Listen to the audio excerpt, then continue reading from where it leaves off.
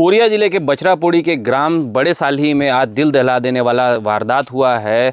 यहाँ पे एक कलयुगी दामाद ने अपने सास ससुर की जो है हत्या करने की कोशिश की, जिसमें ससुर की जो है जान चली गई है। इस समय मैं घटना स्थल पे ही मौजूद है। हम आपको पीछे जो घर दिखाएंगे, आप देखिए यही वो घर है जहाँ पे रात में जो है दामाद ने आग लगा दी। अब ये किस वजह से लगाई इसका अभी खुलासा नहीं हो पाया। आप देखिए वहाँ पे धुआं भी अभी भी उठता हुआ आपको दिखाई दे रहा होगा। मैं हमारे कैमरामैन से कहूँगा थोड़ा सा जूम करके अगर दिखाएं तो अभी भी आप देखिए आग की जो धुआं है वो अभी भी यहाँ पे उठ रहा है। और बताया जा रहा है कि जो सास ससुर है वो यहीं पे सोए हुए थे खटिया में, जिसके बाद दामाद अचानक से रात में लगभग 12 बजे पहुँचता है और जो है बम फेंकने की जो बात सामने आई है। हालांकि हमने जब पुलिस अधीक्षक से बात की इस बारे में तो उन्होंने बम की घटना को जो है निराधार बताया, बम फेंकने के जो आरोप हैं उनको निराधार बताया। लेकिन आसपास आप देखेंगे अगर तो इधर कोई घर आपको नज़र नहीं आएगा, चूँकि ये थोड़ा सा शहर गांव का बोले तो आउटर एरिया है, हम इसको कह सकते हैं, जहाँ पे आसपास कोई घर नहीं है, जिस वजह से धमाके की आवाज़ भी किसी ने नहीं सुनी। हालांकि पुलिस ने जब अगल बगल के लोगों को जगाया और बताया कि ऐसी वारदात हुई, तब जाके मौके पर काफ़ी लोग जो हैं बड़ी संख्या में पहुँचे। और हमारे साथ एक चश्मदीद भी हैं, हम इनसे भी थोड़ा सा बात करते हैं। ये बताइए क्या नाम है आपका? आशुतोष। कब आप लोग को पता चला कि ये इस तरह की घटना आपके पड़ोस में हो गई? रात में 2 बजे करीबन। कैसे पता चला आप लोग? पुलिस वाले लोग घर में गए थे तो उठाए अपन लोग को, तब पता चला। तो उसके बाद आप लोगों ने यहाँ पे पहुँच के क्या देखा? ये देखा कि आग जल रही थी और बुझा रहे थे कुछ लोग, बस। और जो सास ससुर है वो उनकी स्थिति क्या थी उस समय?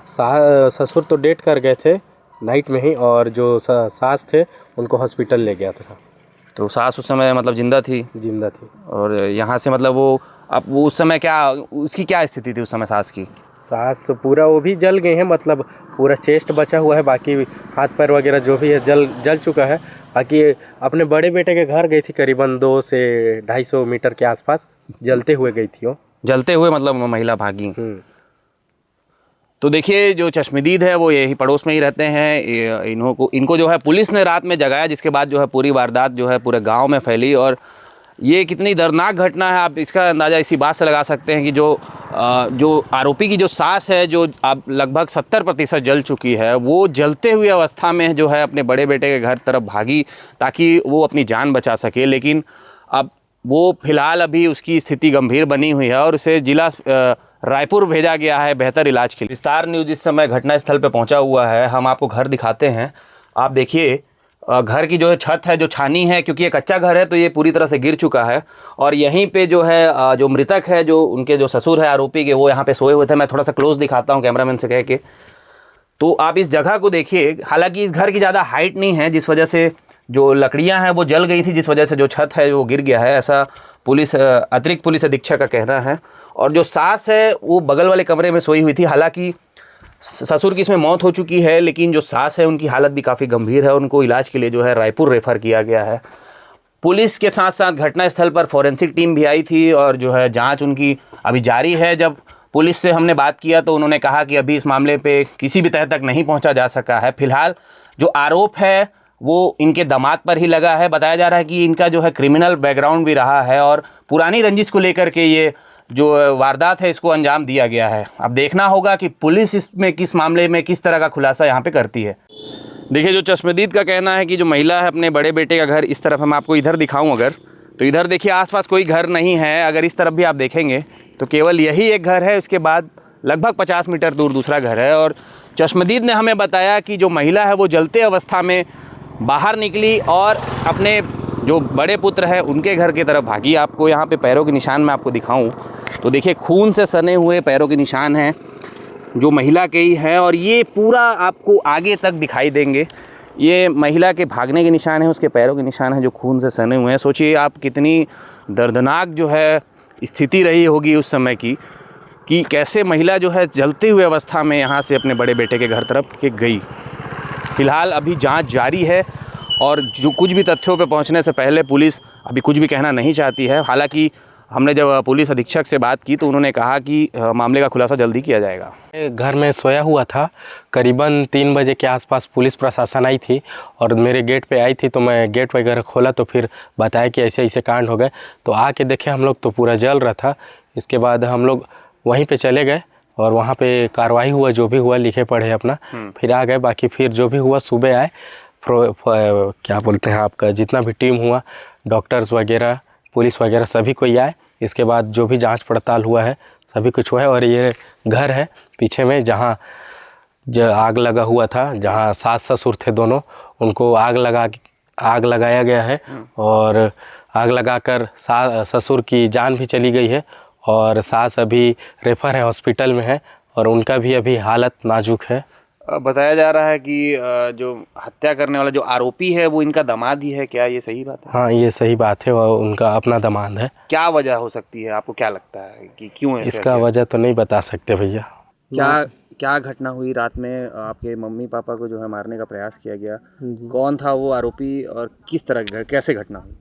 सर हम लोग 4 भाई हैं। 4 भाई में से 3 भाई पुराना घर में रहते हैं और एक भाई बड़ा वाला घर उसका किनारे में है, वहीं पास है। और वो मंदिर पास मम्मी पापा रहते हैं। वो खाना वाना खा के दोनों सो रहे थे, मम्मी और पापा, है ना। और यहाँ से कोई आदमी आया, कोई एक तो धमकी दे के गया रहा, अपना कानपुर का है, सुरेश ठाकुर, अपना बहनोई है। और एक जने हैं ज़मीन विवाद वाला है, बिमला सिंह का वो नाती, जिसमें घर बनाए हैं, उसमें भी बोले थे कि ये घर तोड़ दो नहीं तो बम फोड़ देंगे, ऐसे कर देंगे। और वो हो ही गया। और यानी कि मेरे बहनोई भी यही सब बोल रहे थे, वो भी बोल रहे थे, वो भी धमकी दिए थे कि हम लोग से 10 लाख रुपया पैसा भी मांग रहा था, तो उसको मांग नहीं किए, तो बोले कि दीपावली आते आते तुम्हारा क्या होगा। अब ये भी कांड हो गया सर।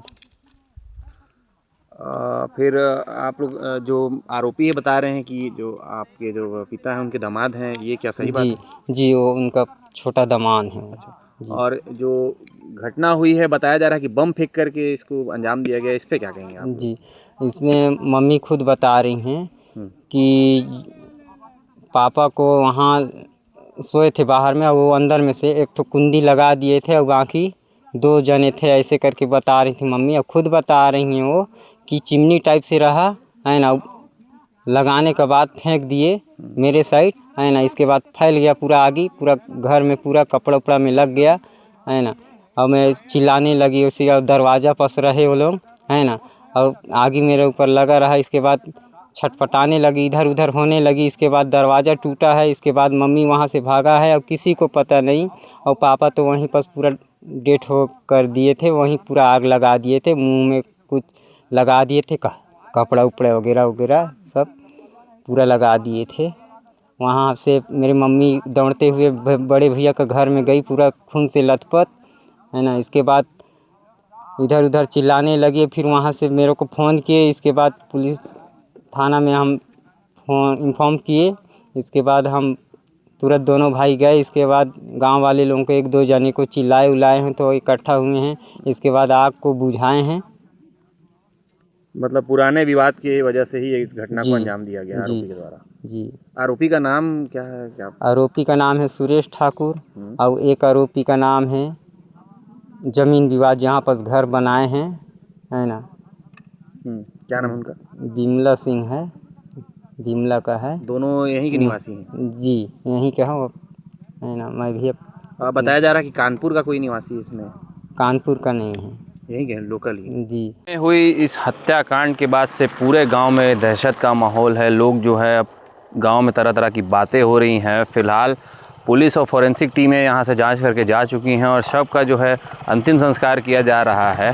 अब देखना होगा कि इस मामले का खुलासा कब तक हो पाता है और कब आरोपियों की गिरफ्तारी जो है हो पाती है। कैमरा पर्सन प्रवीण के साथ ऋतिक सिवरे, विस्तार न्यूज़।